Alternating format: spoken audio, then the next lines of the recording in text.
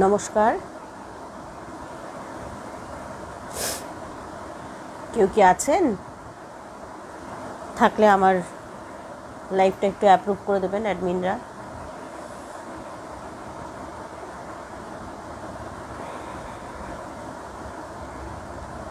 ধন্যবাদ ধন্যবাদ।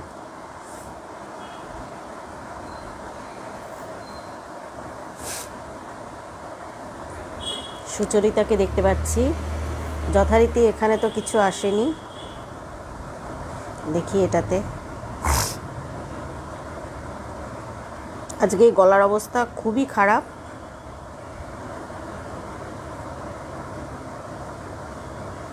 আবার স্লো কানেকশন দেখাচ্ছে।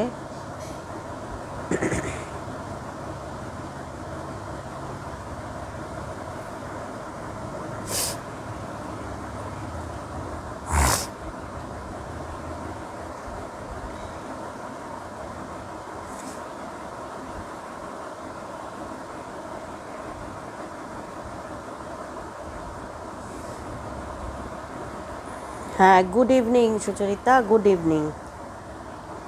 Indrani Majumdar welcome. Papiya Bandyopadhyay welcome welcome. Sulagna, Binita Bhattacharya, Sudipta Mitra, hello, সবাইকে স্বাগত জানাই। আজকে আমার গলার অবস্থা শুনে বোঝাই যাচ্ছে খুবই করুণ অবস্থা আর কি। হাঁচি কাশিতে আক্রান্ত। খুব একটা, হ্যাঁ, ছানারা মোটামুটি তো সব ঠিকই আছে। না না, দেরি হয়নি, আমি এই জাস্ট ঢুকলাম, আমি এখনো কিছুই বলিনি। পাপিয়া বন্দ্যোপাধ্যায় কিচ্ছু বলিনি এখনো অবধি, এই সবে ঢুকলাম।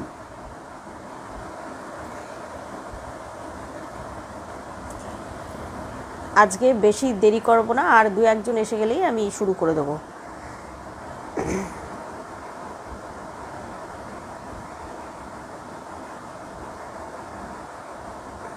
আচ্ছা আচ্ছা, থ্যাংক ইউ।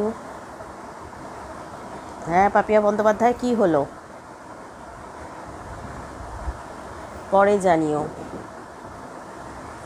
ঠিক আছে, এবার বরং শুরু করে দিই, কারণ খুব বেশিক্ষণ আমি টানতে পারবো বলে মনে হয় না। আমার গলা ঠলা সব ঠিকঠাক শোনা যাচ্ছে তো? দু তিন রকমের আওয়াজ বেরোতে পারে, সবাই একটু মানিয়ে নিও।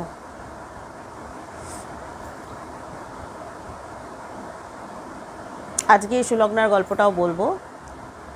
আগে একটা ঘটনা বলি, সেটা আমাকে পাঠিয়েছে অগ্রিমা আর সুলগ্নার গল্প দিয়েই আজকে সেই সব কটাই বলবো। আজকে আমি অনেকক্ষণ ধরে, মানে 1.5 ঘন্টা পারবো না, অবস্থা ভালো না। যতটা পারি, আমার ইচ্ছা আছে 2-3খানা গল্প একটু বড় দেখে বলবো।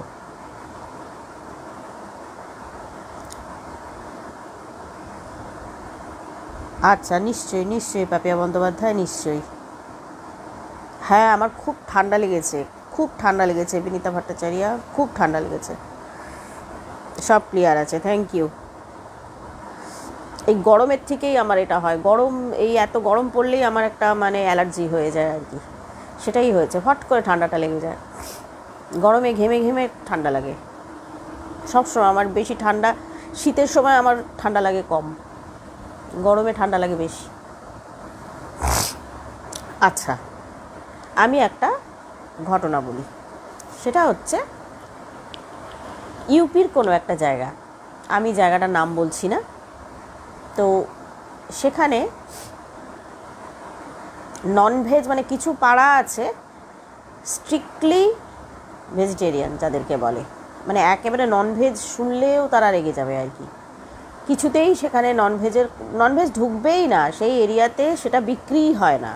ননভেজ বলতে আমরা যে জিনিসগুলো খাই সেগুলো সেখানে ঢুকবেও না, এবং সেখানে কোনো দোকান বিক্রিও করবে না। সেগুলো খেতে গেলে অনেকটা দূরে গিয়ে কিনে আনতে হবে। তো সেখানে একটি বাড়িতে একটি অল্প বয়সী ছেলে এবং মেয়ে, ওখানকার, তারা দুজন বিয়ে করে ওখানে নতুন সংসার পেতেছে। এখন একটা বাড়িতে নতুন যখন সংসার পাতে তখন তো তাদের সব কিছু ভালো করে থাকে না। তো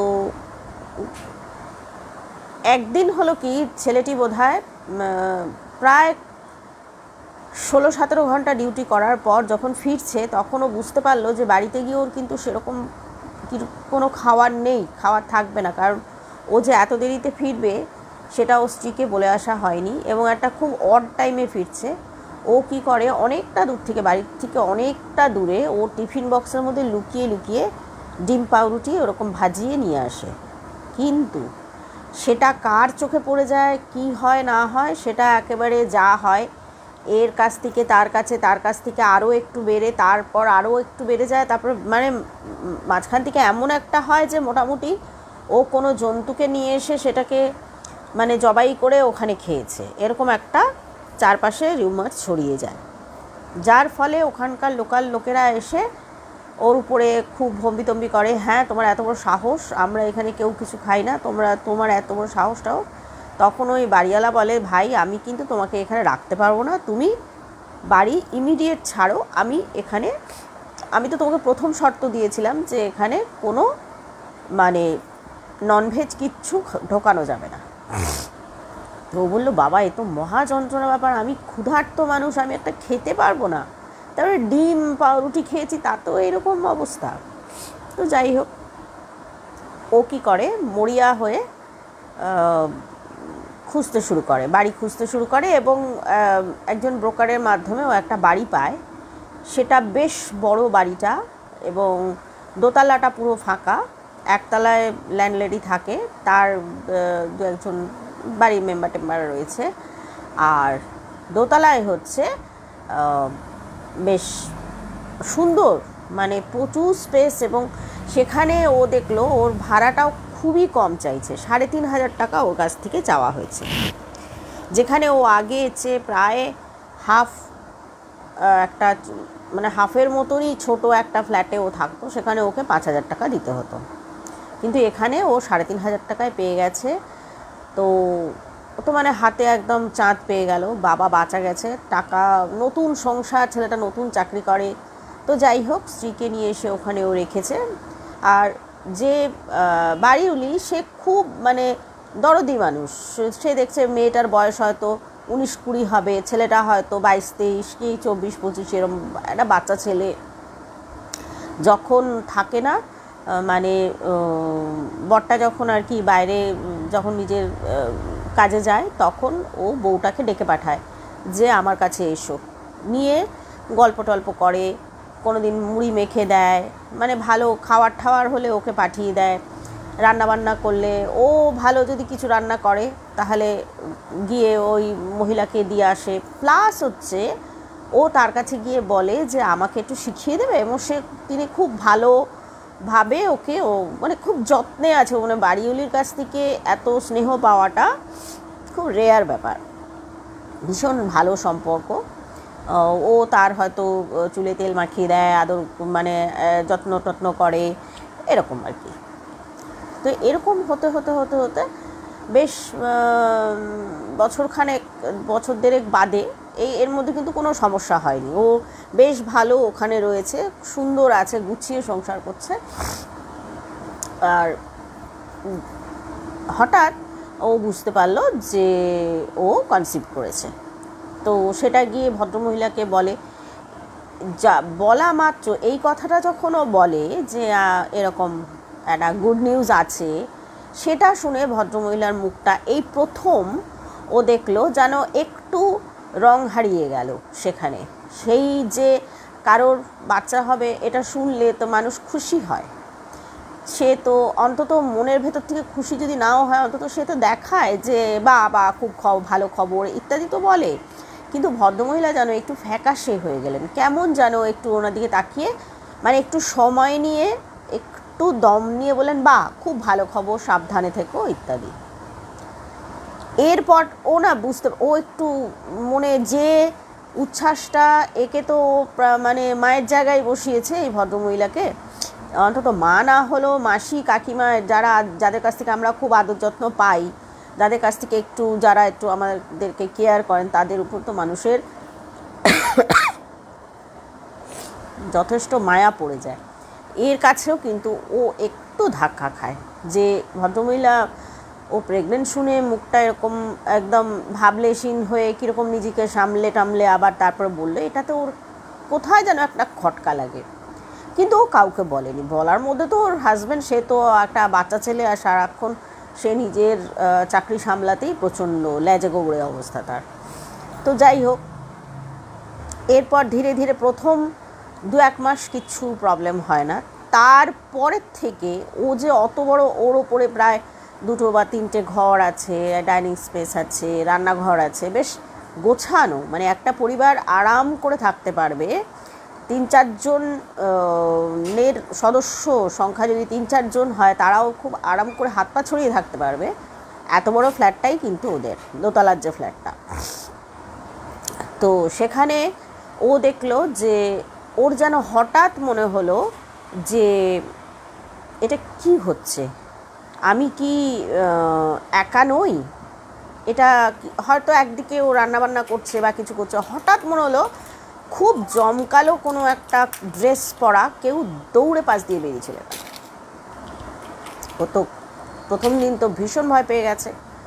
তারপর ও ওর মাকে ফোন করেছে, মা এরকম আমি দেখলাম এরকমভাবে একজন পাশ দিয়ে এরকমভাবে মনে হলো যেন একটা জমকালো শাড়ি পরা কেউ দৌড়ে চলে গেল। তখন ওর মা বলেছেন যে শোন, আর কিছুদিন বাদেই তো তোর ওদের একজন আত্মীয়া ছিলেন, তিনি একটু বয়স্কা, তিনি ঠিক করেছেন যে ওর কাছে গিয়ে থাকবেন। তিনি মাসি বা এই ধরনের কিছু হবে, তিনি কিন্তু বেশ বয়স্কা এবং তিনি এই মেয়েটিকে খুব ভালোবাসেন। বলছে উনি তো যাচ্ছেন, এই সময় এরকম একটু হয়, তুই ওই হনুমান চল্লিশা পর, তুই ভালো করে ধূপ ঠুপ দে, ইত্যাদি ইত্যাদি। ওর মা যা যা প্রাথমিক যা প্রিকশন নেওয়ার সেগুলো ওকে বলে দেয়। চারপাশে পবিত্র রাখ, এই সমস্ত ঘর ফর ভালো করে ইয়ে কর। আর উনি তো 8-4-5 দিনের মধ্যেই যাচ্ছেন, ভালো কথা। তারপরে ও আবার কিছু দেখছে না, কিছুই ফিলও করছে না।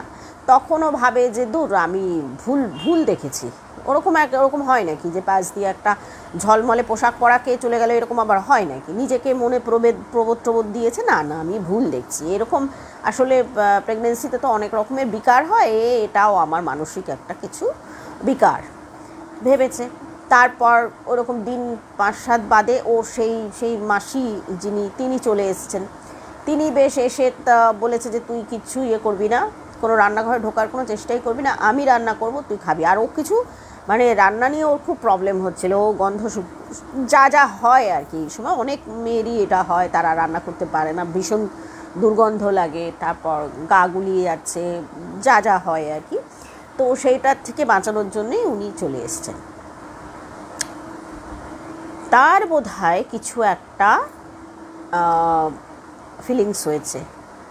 তখন উনি বললেন যে শোন, তোকে না আমি একটা জায়গায় নিয়ে যাব বলে, মানে ওখান থেকে একটু দূরে একটা মাজারে ওকে নিয়ে যান এবং নিয়ে কিছু একটা জিনিস ওকে ধারণ করিয়ে সেখানে নিয়ে আসে। যে তারপর থেকে ও কিন্তু জিনিসটা খুব একটা ফিল করতে পারতো না।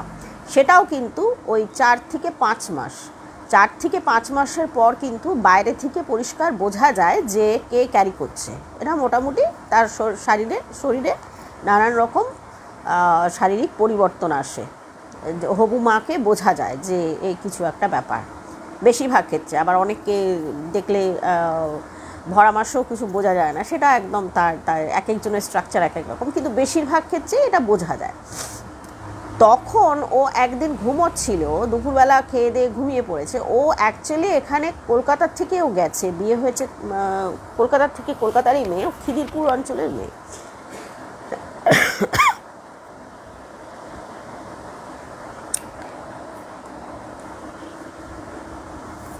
আচ্ছা, এবার যেটা হলো যে ও যেটা শুনলো, ওর একটা দুপুরবেলা যে ঘুমোচ্ছে, হঠাৎ করে ওর মনে হলো কেউ ওকে বলছে তুই আমার শোহরকে কেড়ে নিয়েছিস, হিন্দিতেই ওকে বলছে। ও তো ধড়াস্কু উঠেছে, হ্যাঁ এটা আবার কী রে বাবা, এটা কি শুনলাম আমি? তারপর আবার ও মনকে বোঝাচ্ছে, দেখ আমি ভুল শুনেছি, যে এটা হতেই পারে না, কে আমি কার শহরকে কেড়ে নিয়েছি, এই ছেলেটিকে অনেক দিন ধরে চেনে। তা ছেলেটি হয়তো ওর আত্মীয়র মধ্যে কেউ কিছু একটা হয়। তো বলছে আমি একে দীর্ঘদিন ধরে চিনি, তো এর সঙ্গে আমার বিয়ে হয়েছে, এ কার শোহর ছিল? আমারই শোহর। তো সেদিনকেও কাউকে কিছু বলেনি। এর কিছুদিন বাদের থেকে ও যখনই ঘুমায় ওর হঠাৎ মনে হয় যে এটা যখন প্রায় 5-6 মাস যখন ওর চলছে আর কি, এই পিরিয়ডটাতে ও মনে হতো যে চোখ তাকালেই যেন ও কাউকে দেখতে পাবে। আগে যখন ঘুমটা ভাঙতো চুপ করে চোখ বন্ধ করে বসে মানে শুয়ে থাকতো ভয়ের চোটে।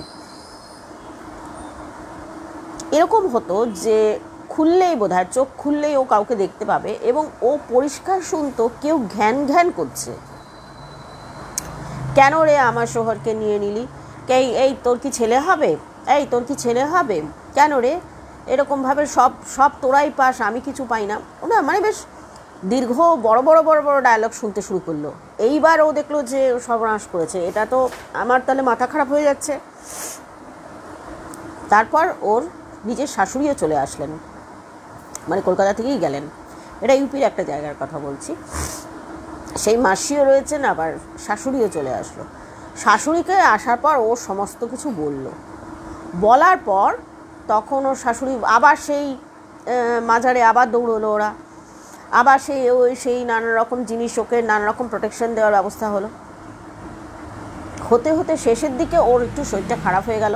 যাই হোক, তারপর সুস্থভাবে ওর একটি ছেলে হলো, এবং যা হয় তখন অনেকেই ওর বাড়িতে আসলো, সেখানে ওদের নানান রকম অনুষ্ঠান হলো। কয়েকদিন বেশ ভালোই কাটলো। এরপর মানে মাস 2 চলে যাওয়ার পর ও বাচ্চাকে নিয়ে শুয়ে থাকলেই ওর মনে হতো মায়েদের অনুভূতি তো আরও মানে পৃথিবীর মানে সবচেয়ে স্ট্রং অনুভূতি, সে তো বহু আগে থেকে ফিল করতে পারে যে আমার বাচ্চার কিছু ক্ষতি হতে যাচ্ছে। তো ও যখন চোখ বন্ধ করে রয়েছে, ঘুম আসেনি, বাচ্চাকে খাইয়ে দাইয়ে ঘুম পাড়িয়ে দিয়েছে, একেবারে ছোট বাচ্চা, মাসখানেক মাস দেড়েকের বাচ্চা, তখন ওর যেন মনে হলো যে কেউ একজন ওর বাচ্চার দিকে এগিয়ে আসছে। নিজের ওপর দিয়ে মানুষ একরকম সব মেনে নিতে পারে, বা সেই শক্তিটা তার মধ্যে থাকে যে ঠিক আছে আমার উপর হচ্ছে, সেখানে লজিক কাজ করে, কিন্তু বাচ্চার উপর হলে মায়ের লজিক আর কোনো কিছু আর সব কিছু ওখানে শেষ হয়ে যায়, সেখানে সে আর লজিককে সে ধার ধারে না। সে একেবারে মানে গলা ফাটিয়ে চিৎকার করেছে। স্বাভাবিকভাবে ওই দুজন মহিলা চলে এসছে। কি হয়েছে বলছে এরকম আমি জানি এরকম কেউ এসছিল এবং সে আমার বাচ্চাটাকে নিতে চাইছিল, আমি কিন্তু আমার বাচ্চাকে দেবো না বলে একদম বাচ্চাকে জড়িয়ে ধরে হাউ হাউ করে কেঁদেছে।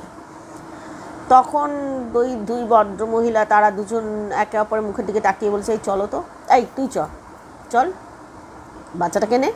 সোজা নিচে গেছে, নিচে গিয়ে ওই বাড়িওলি যে সরি আমার মাঝে মাঝে কাশি আসছে, তাকে গিয়ে বলেছে ঝেড়ে কাশুন তো মশাই, কী ব্যাপার, এখানে কি ছিল, আজকে আমরা পুরোটা শুনবো, তারপর এখান থেকে যাব, না হলে আজকে এই মুহূর্তে আমি গাড়ি ডেকে যে মানে একেবারে সোজা ট্রেনে চেপে আমি কলকাতায় নিয়ে চলে যাবো। আমি এখানে একদিনও আমার মানে নাতিকে রাখতে দেবো না, আমাদের মেয়েকেও রাখতে দেবো না। কি ব্যাপারটা কি আপনাকে বলতে হবে, আমরাও তো ফিল করছি, আমরাও তো কারোর প্রেজেন্স ফিল করছি, কি ব্যাপারটা কি বলুন তো। তখন ভদ্রমহিলা কাঁদতে শুরু কেঁদে বলে যে আর বলবেন না, এটা তো অনেক দিন আগের ঘটনা, মানে বছর 10 আগে আমার ছেলের বিয়ে দিয়েছিলাম। আমার একটি ছেলে, সে এখন অন্য জায়গায় থাকে, অন্য শহরে থাকে, মানে শহরে থাকে মানে একদম দক্ষিণ ভারতের কোথাও সে থাকে। তো সে যাকে বিয়ে করে সে প্রচণ্ড স্মার্ট মেয়ে, কিন্তু খুব সেন্সিটিভ মেয়েটি ভীষণ সেন্সিটিভ, খুব কথায় তার অভিমানে লেগে যেত আর কি। সে তার বিয়ের পর প্রায় 3-4 বছরের মধ্যে, বা আরেকটু বেশি সময় 5-6 বছরের মধ্যে তার পর 3টি মেয়ে হয়।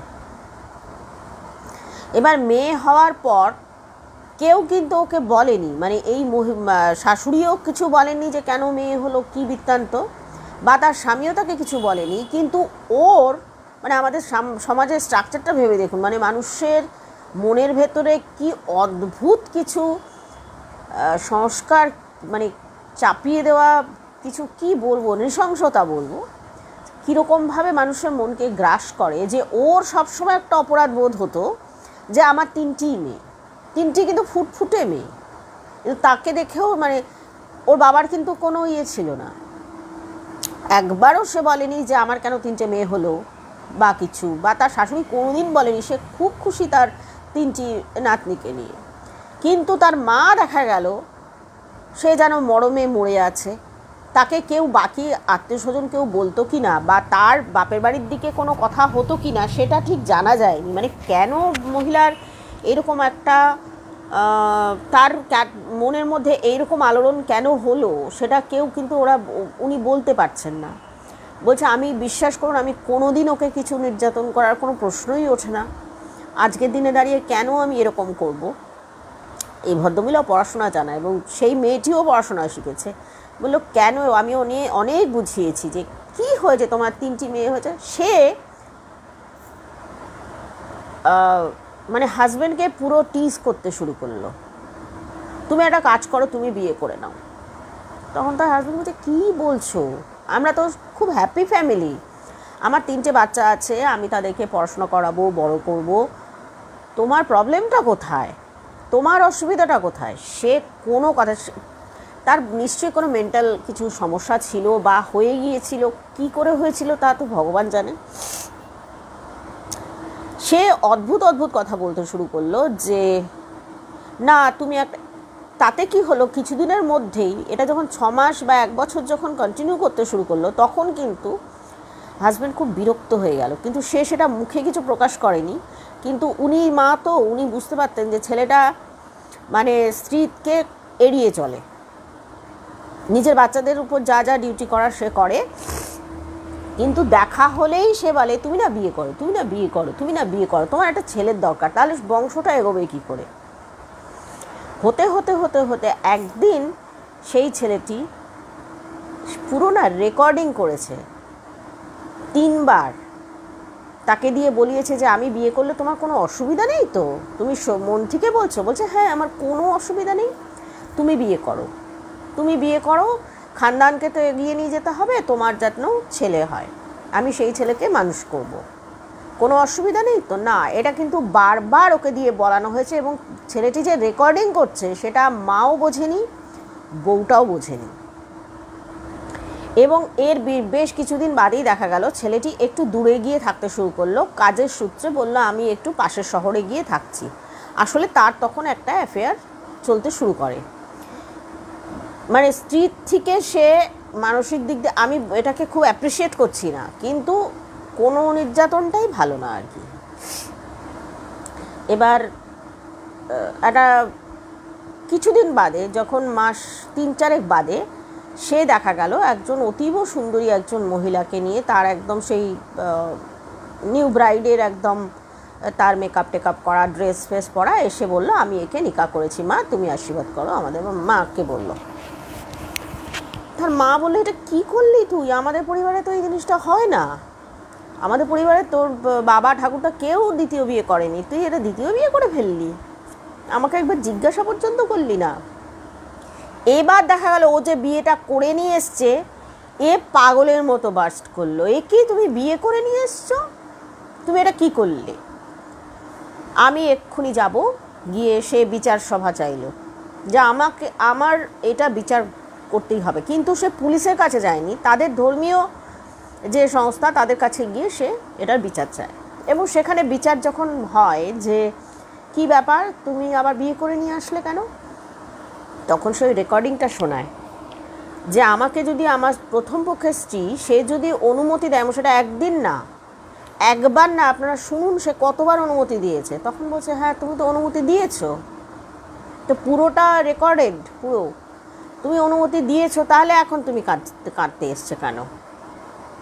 সে তো এবার একদম বোধহয় মানে তার যেটুকু পাগলামির যেটুকু বাকি ছিল সেটুকু পরিপূর্ণ হয়ে গেল। কারণ সে তো এটা মানতে পারেনি, এটা ভাবতেই পারেনি হয়তো যে ছেলেটি এইভাবে একটা কাজ করে আসতে পারে, বা এইটা আরেকটা দিকও আছে, সে হয়তো সুযোগটা নিল, তার মনে হয়তো কোথাও ছিল।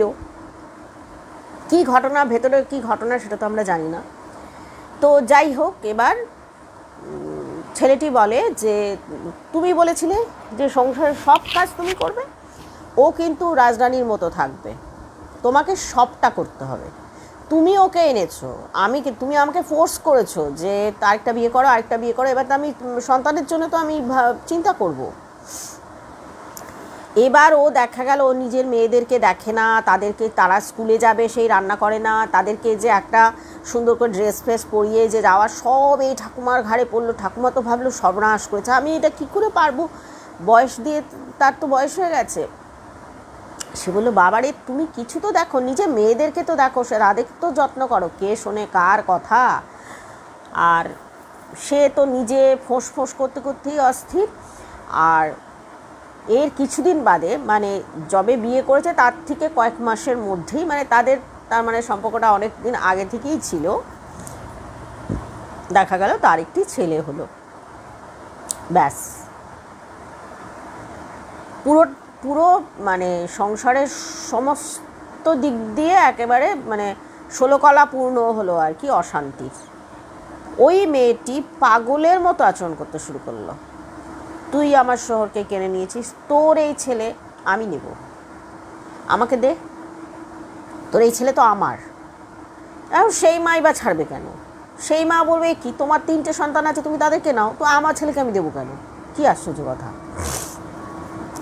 এরম হতে হতে হতে হতে এর আলটিমেট ফলটা তো সবাই জানে, মেয়েটি একদিন নিজেকে শেষ করে দেয়।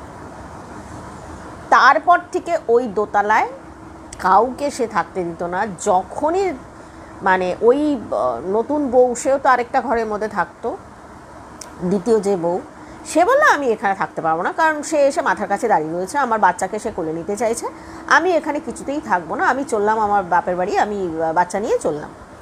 এরকম যখন হয়েছে, তখন তার হাজব্যান্ড বললো যে চলো আমরা তাহলে এখান থেকে চাকরি বাকরি, এখান থেকে সে ট্রান্সফার নিল বা সে একটা কিছু করলো, মোট কথা হয়তো এখানকার চাকরি ছেড়ে দিল, দিয়ে সে ওই সাউথ ইন্ডিয়া, মুম্বাই টুম্বাই বা ব্যাঙ্গালোর কোথাও সে পুরো সব কিছু সবাইকে নিয়ে, মানে নিজের নিয়ে ওই দ্বিতীয় পক্ষের সবাইকে নিয়ে চলে গেল। তখন এই মহিলা দেখলো যে আমি এই বাচ্চাদের তো কিছু করতে পারবো না, আমার পক্ষে তো সম্ভব নয়।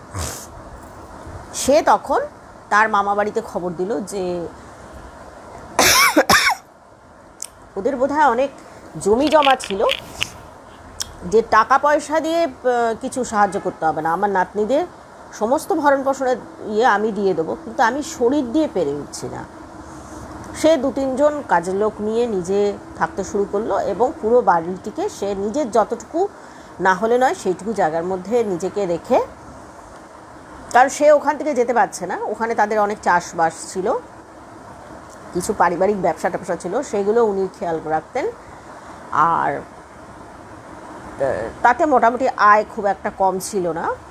আর সেখানে উনি ওই দোতলাটা, বললো আমি দোতলা ভাড়া দিয়েছি, বেশ যাদের বাড়িতে কোনো বাচ্চা হওয়ার চান্সই নেই, বেশ বয়স্ক লোকেদের, তাদেরকেও থাকতে দেয়নি। আর এমন সোর্সে এরা এসছে যে এরা এমন একটা কাজ করে এসছে তার আগে, যে এখানে ওই ননভেজ জিনিস খেয়ে নিয়েছে, ওরা খুব মানে টার্গেট হয়ে যাচ্ছিল। আমি যদি ওদেরকে এখানে থাকতে না দিতাম, ওরা স্বামী স্ত্রী, ওদের যে কী হতো। আর যেহেতু এই পরিবারটি, মানে ওই ল্যান্ডলেডি বলছেন যে আমরা যেহেতু এখানে মোটামুটি প্রভাবশালী, এবং ওরা যদি আমার টেনেন্ট হয় ওদের দিকে কেউ তাকাবে না, আমি এইসব ভেবে 2টো বাচ্চা ছেলে মেয়ে, আমি সেই জন্য ওদেরকে থাকতে দিয়েছিলাম। কিন্তু আবার যে এই জিনিসটা হবে আমরা তো বুঝতে পারিনি, আমি তো বুঝতে পারিনি, মানে বুঝেও আমার কিছু করার ছিল না, কারণ এদিকে আমার খুব ভালো লেগে গিয়েছিল মেয়েটির ব্যবহার। মেয়েটিকে আমি সত্যি নিজের মেয়ের মতোই ভালোবাসি। বললো সবই তো বুঝলাম, এবার এ তো মানে আপনি ওকে ভালোবাসেন সে ঠিক আছে, কিন্তু ওই যে সে আমার শহরকে কেড়ে নিয়েছিস বলে যে কাঁদুনিটা ও গাইছে, সেটা তো আমাদের বৌমা তো সেটা নিতে পারবে না। সে ছেলেকে বলল, সেই ভদ্রমহিলা দুজন নিজেদের মধ্যে আলোচনা করলো, আজকে রাত্রেই ট্রেনের টিকিট কেটে দাও, আমরা কলকাতা ফিরে যাই, তুমি এখানে কোথায় থাকবে সেটা তোমার ব্যাপার, তারপর তুমি ভেবে দেখো। মানে আমি এখানে মানে বাচ্চা এবং তার মাকে আমরা এখানে এই ঘটনা জানার পর এখানে আমরা থাকতে দেবো না, কারণ সে বাচ্চাকে কোলে নিতে আসছে, তার কি সাধু উদ্দেশ্য আছে, সে কি সেটাকে আদর করার জন্য আসছে না আছাড় মারার জন্য আসছে সেটা তো কেউ জানে না, তাহলে সেই রিস্কটা কে নেবে? তো সেই দিনই রাত্রেবেলা তারা ওই ট্রেনের টিকিট ফিকিট জোগাড় করে বউ বাচ্চা সবাইকে নিয়ে ঠিয়ে চলে আসলো। ছেলেটি তারপর বাড়িটারি ছেড়ে সে কিছুদিনের জন্য অন্য জায়গায় থাকলো, তারপর ধীরে ধীরে সে বাড়ি খুঁজে ঠুজে একটু দূরে তার অফিসের কাছাকাছি অঞ্চলে সে আবার বাড়িতে, পরে আবার সেটা আবার আলাদা এপিসোড, সেখানে আর তাদের কোনো প্রবলেম হয়নি, তখন বাচ্চাটা একটু বড় হয়ে গেছে, তারপরে সেখানে সে নিয়ে এসে রেখেছিল। কিন্তু এই এপিসোডটা মানে এরকমও যে ওই বাড়ি থেকে যখন সে বাচ্চাটাকে নিয়ে চলে আসছে তখন সেই মহিলাও হাউমাউ করে কাঁদছে, মেয়েটি যে বেরিয়ে আসছে সে তার কাছে এত স্নেহ পেয়েছে সেও হাউমাউ করে কাঁদছে, সবই ঠিক আছে, কিন্তু বাকিটুকু তো ঠিক নেই। বাকি যে একজন অশরীরীর সঙ্গে এখন কে সহাবস্থানে যাবে, এটাই হচ্ছে আসল ঘটনা। জানি না তোমাদের কেমন লাগলো, তো আমার ঘটনাটা খুব অদ্ভুত লেগেছে। সেই মেয়েটি বা এরকম কেন ছিল কি জানি।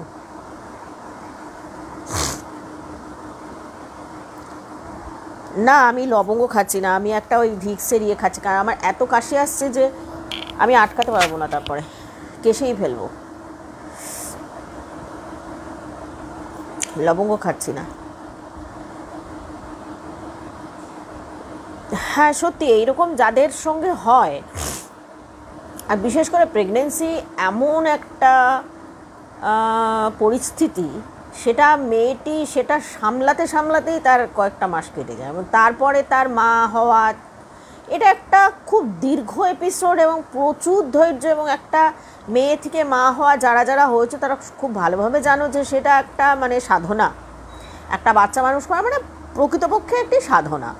তো একটি বাচ্চা দুটি বাচ্চার কথা না, বাচ্চা মানুষ করাটাই একটি সাধনা, মানে সে যতবারই করুক সেটাই ততবারই সাধনা করতে হবে তাকে, তার নিজের মানে কিছু মানে ভাবারই সে জায়গা পায় না। আর বাচ্চার ব্যাপারে মানুষ প্রচণ্ড সেন্সিটিভ থাকে, সেখানে তো কোনো রিস্ক নেওয়ার তো কোনো মানে কথাই নেই।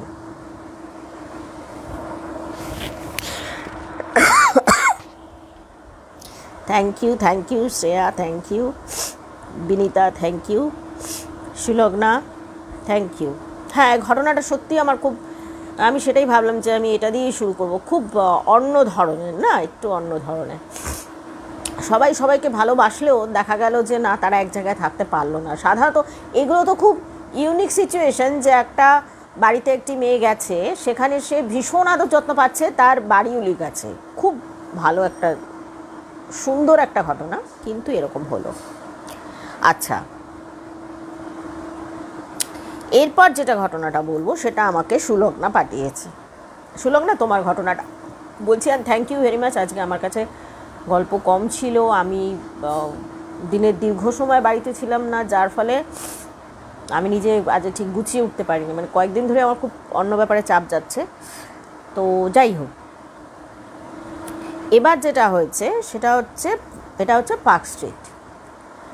পার্ক স্ট্রিটের ওখানে বহু মেয়ে থাকে তো, যারা কলকাতার কিছুটা বাইরে থেকে আসে এবং তারা চাকরি সূত্রে বা চাকরি করার জন্য বা কেউ কেউ পড়াশোনা করার জন্য, বিশেষ করে চাকরি করার জন্য তাদেরকে একটা ঘর, একটা মাথা গোজার একটা জায়গা তাদেরকে খুঁজে নিতে হয়।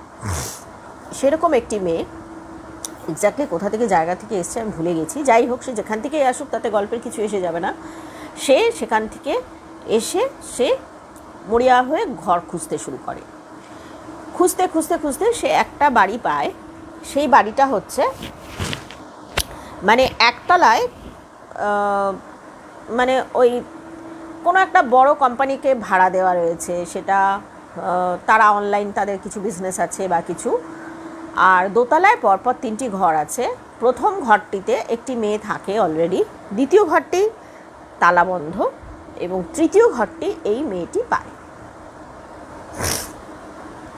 এবং খুব যে একটা মারাত্মক দাম ঠাম সেটা কিন্তু নয়। মোটামুটি ওর সাধ্যের মধ্যেই ও টাকাটা দিয়ে ইয়ে করেছে। তো আছে টাছে ওখানে ছোট ছোট মানে ডিভানের মতো, সেখানে তার মানে দুজন কিন্তু শোয়ার জায়গা নেই, এক একটা ঘরে একজনই থাকতে পারবে। এরকমভাবেই একজন থাকতে গেলে যা যা লাগে সেরকম টুকটাক জিনিসপত্র রয়েছে। মোটামুটি ব্যবস্থা যে খুব একেবারে অব্যবস্থা তা কিন্তু না, মোটামুটি থাকা যায়। তা মেয়েটি থাকতে থাকতে মেয়েটি কোনো প্রবলেম নেই, ভালোই আছে। কিছুদিন বাদে ওকে ওর একটি বান্ধবী ফোন করে যে ভাই আমি এসে আমার কয়েকদিন থাকতে হবে, আমি কি তোর ওখানে থাকতে পারি, আমি কি তোর সঙ্গে শেয়ার করে থাকতে পারি? তখন ও বলে আমাকে জেনে বলতে হবে, সম্ভবত ওখানে শেয়ার করার কোনো জায়গা নেই। মানে আরেকটা জিনিস ও দেখতো যে মানে ম্যানেজার টাইপের, তার সঙ্গেই কথা বলতে হবে। ও কিন্তু জানে না যে এই বাড়ির ল্যান্ডলেডি কে, ও জানে যে একজন বয়স্কা মহিলা আছেন যিনি একটু দূরে থাকেন, কিন্তু তিনি কে, কোথায় থাকেন, তার হোয়ার অ্যাবাউটস কি, কিচ্ছু ওদের কাছে কোনো ইনফরমেশন নেই। মানে সেটা যেন সযত্নে লুকিয়ে রাখা হয়েছে। ভালো কথা, তাতে ওর কী এসে যায়।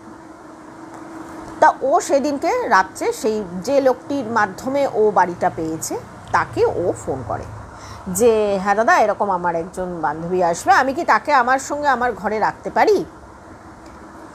তখন বলছে আমাকে তো জেনে বলতে হবে, এইগুলো তো আমি তো মালকিনের সঙ্গে কথা না বলতে আমি পারবো না। বলছে হ্যাঁ নিশ্চয়ই, নিঃসন্দেহে আপনি মালকিনের পারমিশন নিয়ে আমাকে জানাবেন তিনি কি বললেন।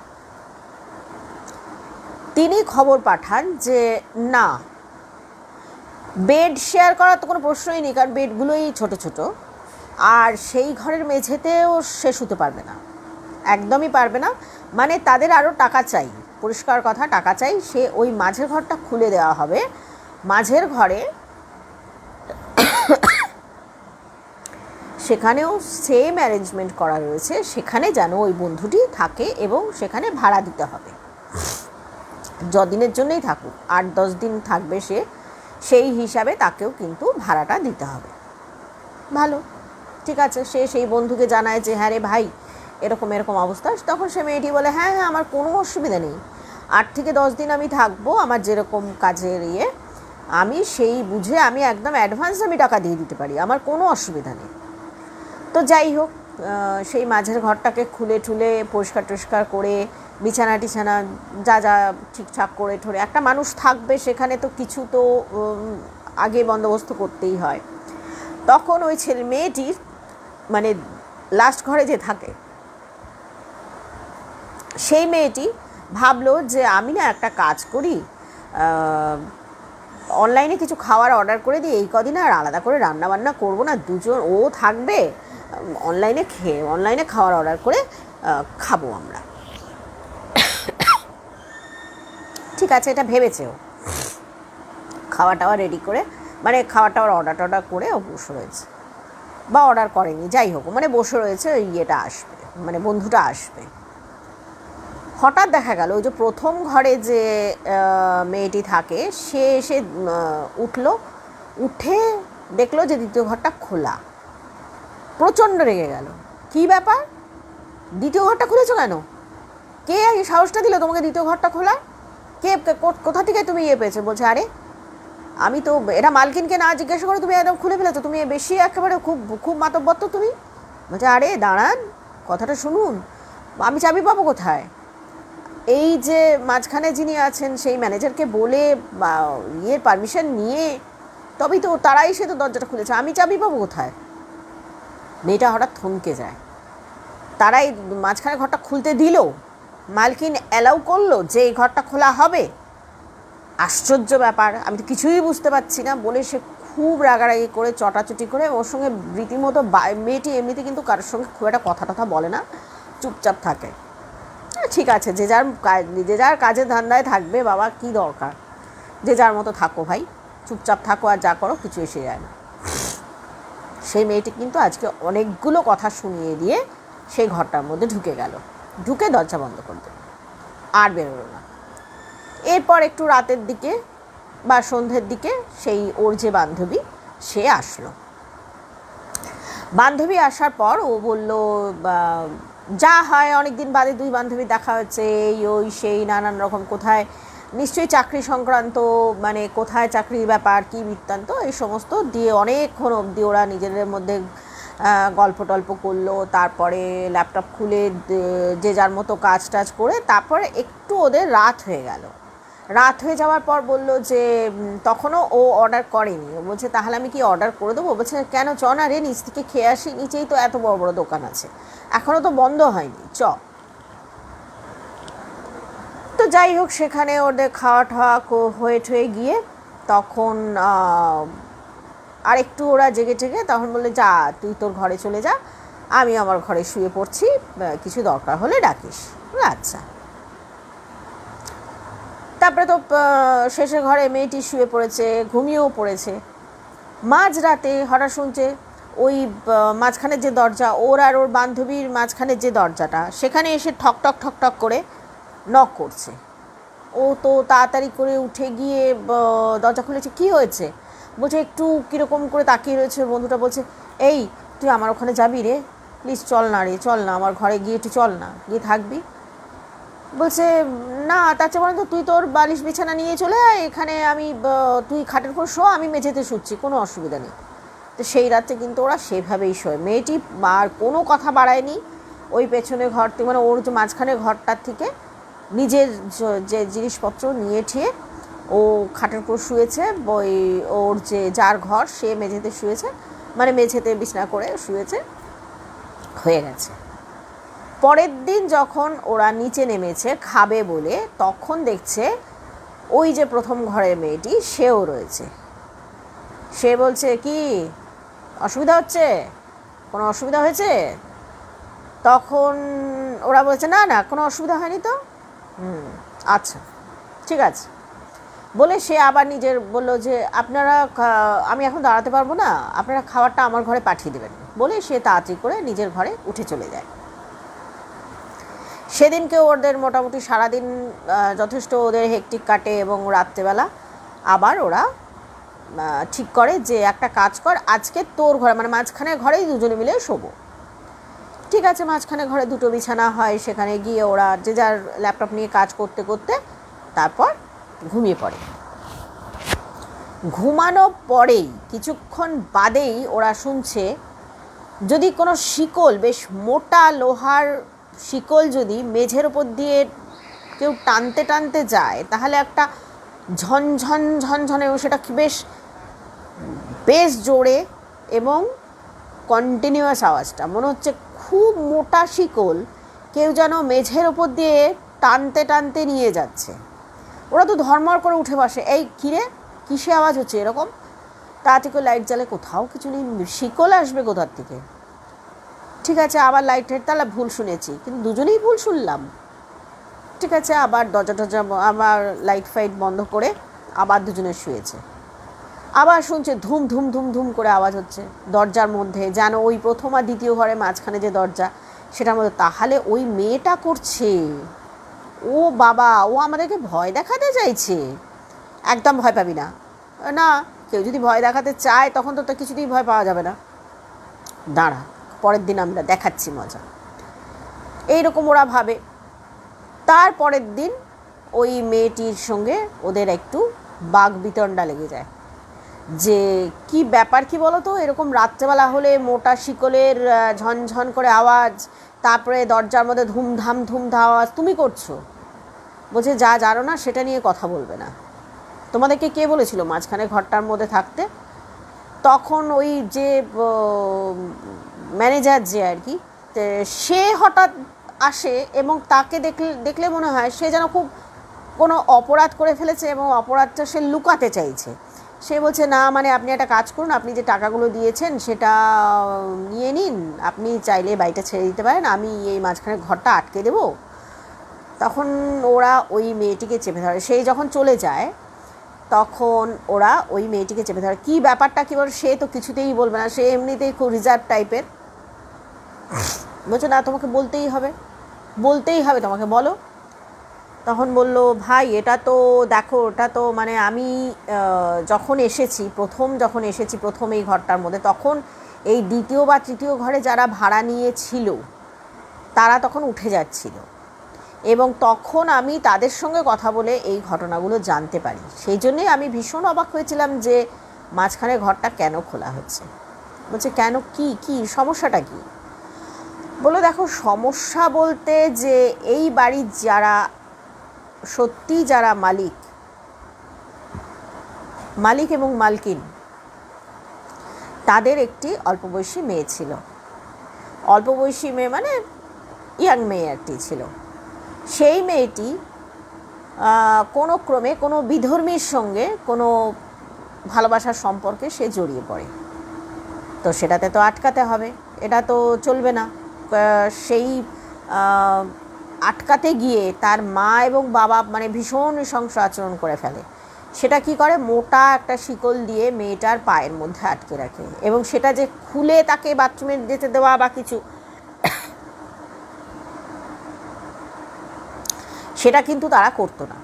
তারা সবসময় ওকে দেখার জন্য একজনকে নিয়োগ করে, সে ওকে দেখতো এবং সে ওই পায়ের শিকল দেওয়া অবস্থাতেই তাকে নিয়ে টয়লেটে যেত, বা তার যা মানে ঘরের মধ্যে নড়াচড়া, খাওয়া দাওয়া এইরকম করতে করতে মেয়েটার কি হবে, একটা মেয়েকে যদি সবসময় শিকল পরিয়ে রাখা হয় তখন তো সে সেটা বাঁচার জন্যে আপ্রাণ চেষ্টা করবে, এবং যখন সে বাঁচতে ব্যর্থ হবে তখন সে তার জীবন শেষ করে দিতে চাইবে। এটা তো খুব মানে স্বাভাবিক, সে মনের দিক দিয়ে সে ভেঙে যাবে। এবং সেই মেয়েটিও সেই চরম স্টেপটি ওখানে নিয়ে নেয়, এবং সেও বুঝতে পারে যে আমি জীবনেও এখান থেকে বেরোতে পারবো না, আমার বাবা মা কিছুতেই এখান থেকে আমাকে বার হতে দেবে না, এবং আমি যেটা ভাবছি সেই স্বপ্ন আমার জীবনেও পূরণ হবে না। এই নানান রকম হতাশা থেকে, এবং দিনের পর দিন ওই লোহার শিকল দিয়ে সে তার ওই বন্দি দশায় তার মানে চরম দুর্দশা হয় আর কি, যার ফলে তার সমস্ত মানসিক শক্তি সে হারিয়ে ফেলে। নিশ্চয়ই ভেতরে আরও কিছু ঘটনা ছিল, সেটা হয়তো বাইরে লোক জানে না, সেটা হয়তো আরও তাকে অত্যাচার করা হতো বা কিছু।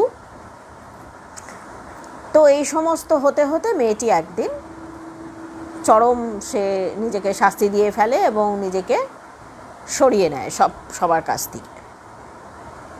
যখন ঘটনাটা ঘটে তখন বাবা মা কান্নাকাটি করলেও ভাবে যে যা হয়েছে বাঁচা গেছে, কারণ আমাদের দেশে তো আবার এইসব ধর্মর ইয়েটা মানে অন্য ধর্মে বিয়ে করবে মানে এর চেয়ে তো ভয়ঙ্কর জিনিস হবে না, দুটো মানুষকে বাঁচতে দে না বাবা, তারা তো খুব সুখীও হতে পারে, কি দরকার। যাই হোক, এসব নিয়ে তো কথা বলা যাবে না। তো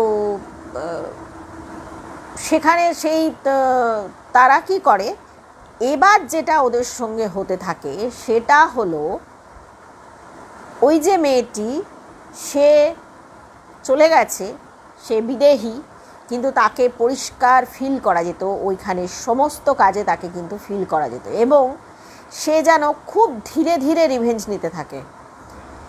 প্রথমে ওর বাবার একটা প্রচণ্ড বড় অ্যাক্সিডেন্ট হয়, সেখান থেকে সে যদিবা তারপর সে একটু তার যদি ঠিক হতেই আবার মহিলার একটা অ্যাক্সিডেন্ট হয়, এরকমভাবে মানে তাদের ব্যবসাটা একেবারে মানে গোল্লায় চলে যায়, একেবারে হাতে হারিকেন বলতে যা বোঝায় সেই রকম একটি অবস্থানে যখন চলে আসে, তখন সেই ভদ্রলোকও মারা যান। তখন ভদ্রমহিলা মরিয়া হয়ে বলে যে আমি কিছুতেই আর এই বাড়িতে থাকবো না, এই বাড়িতে থাকলে আমার বাঁচার কোনো সম্ভাবনাই নেই। তখন সে সমস্ত এই সারা বাড়িটাকে সে আর কি ইয়ে করে দেয়, মানে ভাড়াটেদের হাতে দিয়ে দেয়, এবং মানে ভাড়া বসিয়ে দেয়, ওই একজন ম্যানেজারকে ঠিক করে দেয়, এবং বলে যে কোনো অবস্থাতেই যেন আমি কোথায় আছি এটা যেন কোনো দিন ডিসক্লোজ না হয়, আমি কোনো দিন কিন্তু সামনে আসবো না, বা এই বাড়ি মানে আমি যে বেঁচে আছি সেটাই যেন এই বাড়ির লোকেরা জানতে না পারে, তাহলেই হয়তো সেই বিদেহী সেও জানতে পেরে যাবে, এরকম একটা ব্যাপার। প্রচণ্ড লুকোচুরি হতে থাকে। তো তারপর থেকে যা হয়, সে তো এখনও ওখানে হেঁটে বেড়ায়, তার তো প্রচণ্ড, সে তো নির্যাতনের একটা স্টেজের মধ্যে দিয়ে গেছে, সে সেটা আসে এবং নিজের উপস্থিতি সবাইকে খুব ভালোভাবে মানে সশব্দে সে পরিচয় দিয়ে যায় যে ভাই আমি কিন্তু আছি, আমার সঙ্গে কিন্তু এই জিনিসগুলো হয়েছিল। এবং এদের আগে যে পরিবার ছিল তারা বেশ বড় পরিবার, দুটো ঘর নিয়েছিল, তারাও কিন্তু থাকতে পারেনি, কারণ এই প্রত্যেক দিন রাতে এটা তারা ট্রমাটাইজড হয়ে যেত যে শিকলের ঝনঝন ঝনঝন আওয়াজ হচ্ছে, ধম ধম ধম ধম করে নিশ্চয়ই ওখান থেকে বেরোবার জন্যে আকুতি জানাতো এবং দরজা পেটাতো, এরকম কিছু করতো। তো ও বাঁচার জন্যে তো মানুষ চেষ্টা করবেই, তো সেরকম কিছু করতো, এইরকম ছিল আর কি। এবং সে কিন্তু সেই বাড়িটা ছাড়েনি, এটা ওরা জানতে পারলো। এবং খুব স্বাভাবিকভাবে পরবর্তী স্টেপ নিশ্চয়ই যে তারা ওখানে থাকবে না, খুব স্বাভাবিক ব্যাপার। তো এরকম মানুষ কেন করে? মানুষ মানুষকে এরকমভাবে পশুর মতো বেঁধে রাখে, তাকে সে যদি তার জাগে, এটা বলতে গেলে আবার অনেক কিছু বলতে হবে, জাগে।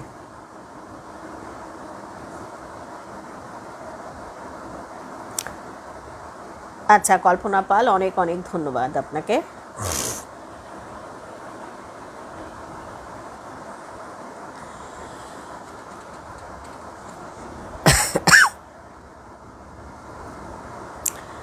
আচ্ছা আমি আর একটা গল্প বলে এবার শেষ করে দেবো। হ্যাঁ, মানে আমি আর পেরে উঠছি না, গলাটা বসে যাচ্ছে ক্রমশ।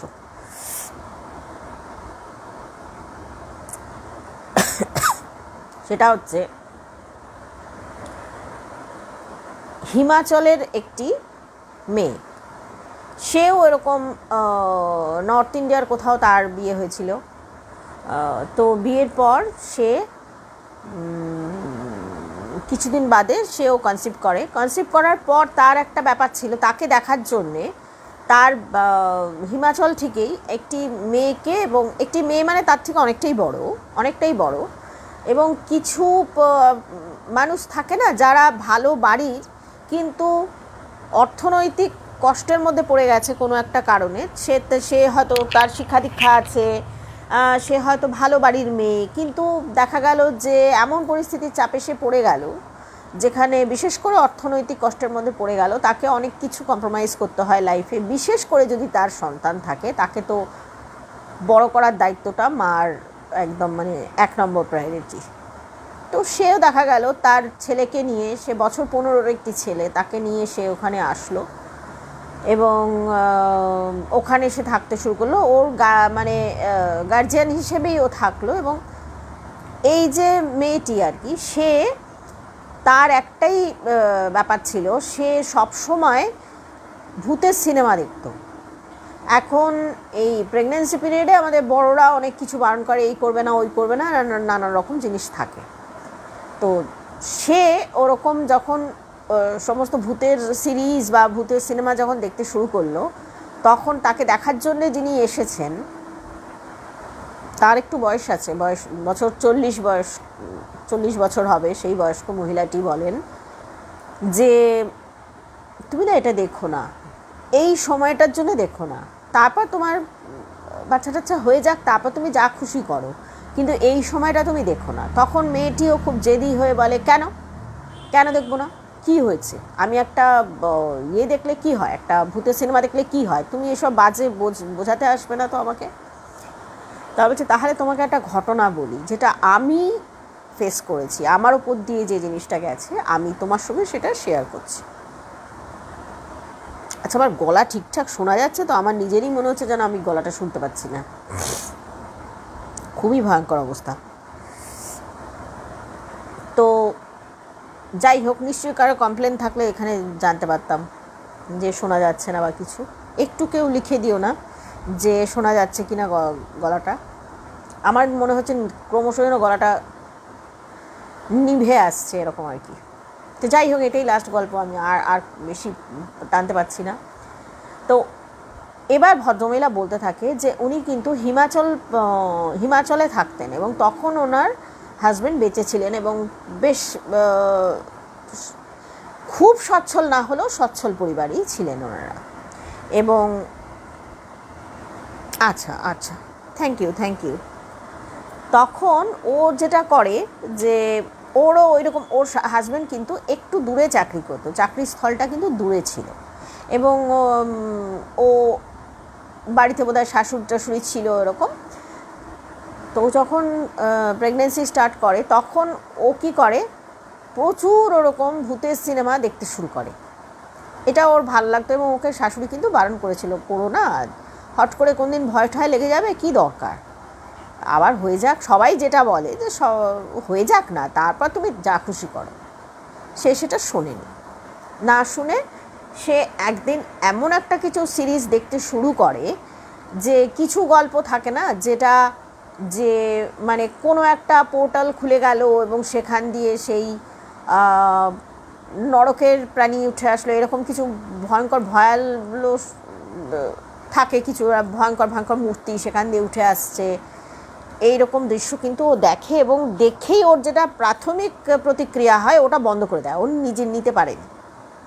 ওইরকম একটা ভয়ঙ্কর মূর্তি ওখান দিয়ে উঠে আসছে, এরকম একটা গর্তর থেকে উঠে আসছে, কিন্তু আমরা যে জিনিসটার জন্য বড়রা বারণ করেন যে এটা দেখো না, সেটা হচ্ছে যেটাতে আমরা খুব ভয় পেয়ে গেলাম, সেটা কিন্তু আমাদের চেতন মন তাকে যদি বা যুক্তি দিয়ে তাকে সরিয়ে রাখলো, অবচেতন তো রাখবে না, অবচেতন তো তাকে একদম সুন্দর প্রিন্ট আউট বার করে, তুমি ঘুমাবেলেই ঘুমাও, তুমি দেখো কী সব স্বপ্ন আসে। ঠিক সেটাই হতে শুরু করলো। ও ভীষণ মানে ঘুমাতে ভয় পেত, ঘুমালেই ও দেখতো যে যে কোনো জায়গা থেকে, মানে সেটা দেখা গেল যে ও হয়তো হাত ধুচ্ছে বেসিনের ওই যে গ্যাপটা সেটা যেন বড় হয়ে স্বপ্নের মধ্যে এটা দেখতে শুরু করলো যে ও সেখান দিয়ে একটা কিছু উঠে আসছে, এরকম একটা ভয়ঙ্কর দেখতে একটা অল্প বয়সী মেয়ে উঠে আসছে, এটা দেখে তো ওর ভয়ানক ভয় লাগতে শুরু করলো। এবং তখন ও সেটা যখন প্রথমবার ওর হাজব্যান্ডকে জানায়, ওর হাজব্যান্ড তো মানে উত্তম মধ্যম বকাবকি করে আর কি, যে ইয়ার কি হচ্ছে, ফাজলামি হচ্ছে, তুমি এইসব, তোমাকে সবাই মিলে বারণ করা হচ্ছে যে তুমি এই সময় এইসব দেখবে না, তারপরেও তুমি এইসব করে যাচ্ছ, আশ্চর্য ব্যাপার। খুব বকা টাকা খেয়েছে। তারপরে ও এরপর কিন্তু ব্যাপারটা আরও ফ্রিকুয়েন্টলি হতে শুরু করলো, মানে ও যেখানেই দাঁড়াক না কেন, মানুষের তো অনেক জায়গায়, আমাদের তো চারপাশে বহু গর্ত থাকে, রাস্তাঘাট, আর ওগুলো হচ্ছে হিমাচল প্রদেশ, পাহাড় খন্দখানা, সেখানে তো আরও বেশি, সে যেখান দিয়েই যায় না কেন ও শিউরে উঠতো যেন ওখান থেকেই ওই খাদের থেকেই একটা ওই সেই নরকের প্রাণী উঠে আসছে, এইটাই। এবং ওই যে ভয়টা পাচ্ছে, প্রতিদিন যে নতুন করে ভয় পাচ্ছে, সেটা নিয়েই ও স্বপ্ন দেখতে শুরু করে এবং সেখান দিয়েই দেখা গেল যে ও প্রত্যেক দিন দেখতো যে ওরকম একটা কিছু একটা আসছে। ও তখন অতিষ্ঠ হয়ে নিজের মাকে বলেছে যে মা, আমি আর পারছি না নিতে, আমি প্রত্যেক দিন এরকমভাবে স্বপ্ন দেখছি, আর তাতে ও নিজেও বুঝতে পারছে যে ওর বেবির উপর একটা এফেক্ট হচ্ছে, ও সর্বক্ষণ যদি একটা মা আতঙ্কে থাকে এবং সেটা নিদারুণ আতঙ্ক যদি হয়, তাহলে তো সেটা এফেক্ট বাচ্চার উপর পড়তে বাধ্য। তখন ওর মাকে যখন বলে, ওর মা বলে যে এটা কি হলো ব্যাপারটা, তুই এটা কেন করেছিস, সেও প্রচণ্ড বকাবকি শুরু করে। আচ্ছা ঠিক আছে চল, আমি দেখছি। সে কোথাও নিয়ে গিয়ে কিছু একটা ব্যবস্থা করে যে যাতে ও ভয়টয় না পায়, কিন্তু সব কাজেই মানে টোটাল ফল হয় জিরো। এরকম ভয় পেতেই তারপরে এরপর যখন ওর হাজব্যান্ড মানে কিছুদিন আগে, বাচ্চা হওয়ার ডেটের কিছুদিন আগে যখন চলে আসে, তিনি ওর অবস্থা দেখে যে ও সবটাতে ভয় পাচ্ছে, মানে কেউ হয়তো একটা প্লেট নিয়ে ওর দিকে এগিয়ে আসছে, ওর মনে হচ্ছে ওই প্লেটটাও বোধহয় একটা গর্ত, এইরকম যখন সিচুয়েশন হয়ে গেছে, তখন ওর হাজব্যান্ড বুঝতে পারলো যে একে তো আমি বাড়িতে এরমভাবে ফেলে রাখলে খুব মারাত্মক জিনিস হয়ে যাবে। সে সোজা সাইকিয়াট্রিস্টের কাছে নিয়ে গেছে, যে দেখুন একদম পাগল হয়ে গেছে। তো সে তো ওকে ঘুমের ওষুধ, আবার ওই সময় তো খুব বেশি ওষুধ দেওয়া যায় না, যাই হোক সে নানা রকম মেডিটেশন হ্যানো তেন অনেক কিছু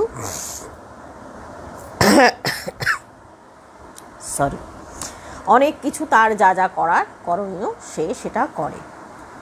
এরপরে যখন তার বেবি হয়ে যায়, সেটা তখন চরমে ওঠে, ও ঘুমাতেই পারত না, ওর খালি মনে হতো যে কেউ একটা দাঁড়িয়ে আছে, সে আমার বাচ্চাকে নিয়ে চলে যাবে। তখন ওই সাইকিয়াট্রিস্টও তাকে ওষুধ দেয় এবং তার মা আবার গিয়ে সেই নানা রকম তাদের যা করণীয় সেই সমস্ত, সেই মন্দির টন্দির সহ অনেক কিছু, মসজিদ, সব কিছু ঘুরে টুরে তাকে যা প্রোটেকশান দেওয়ার, এই করতে করতে মানে প্রায় বাচ্চার যখন প্রায় বছর খানেক ইয়ে হয়, তখন তার হাজব্যান্ড বুঝে যায় যে না ভাই, এরকম করলে হবে না, একে জায়গাটাই চেঞ্জ করতে হবে, আমাকে এখান থেকে সরিয়ে নিতে হবে, কারণ ও এখানে হিমাচল প্রদেশে থাকলে ওর খানাখন্দের অভাব হবে না, গর্তেরও অভাব হবে না।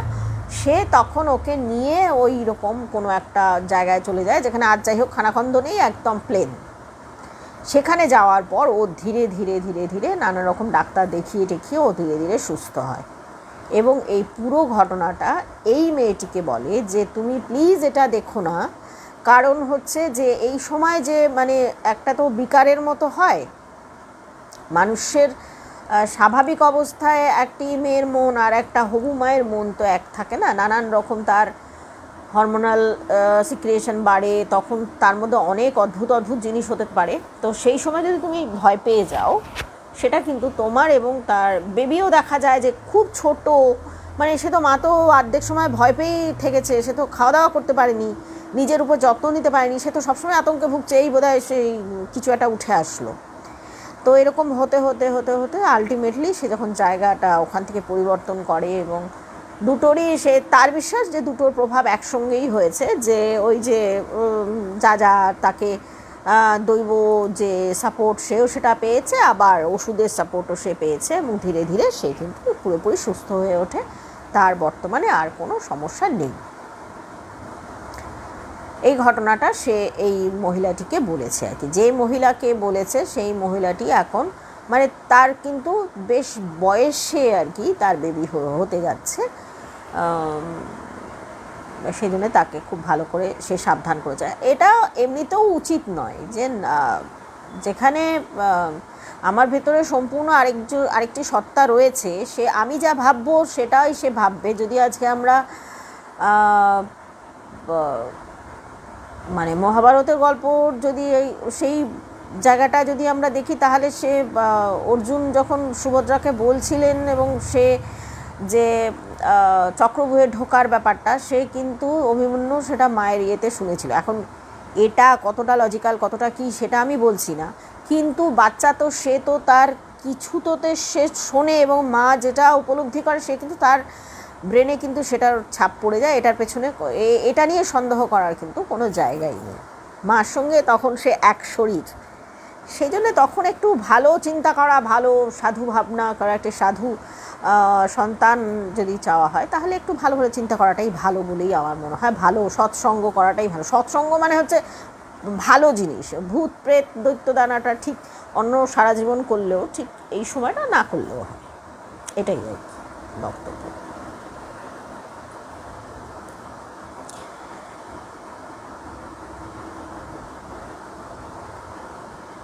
আচ্ছা ঠিক আছে, তুই ইয়ে করে নিস, শুনে নিস রেকর্ডিংটা শুনে নিস।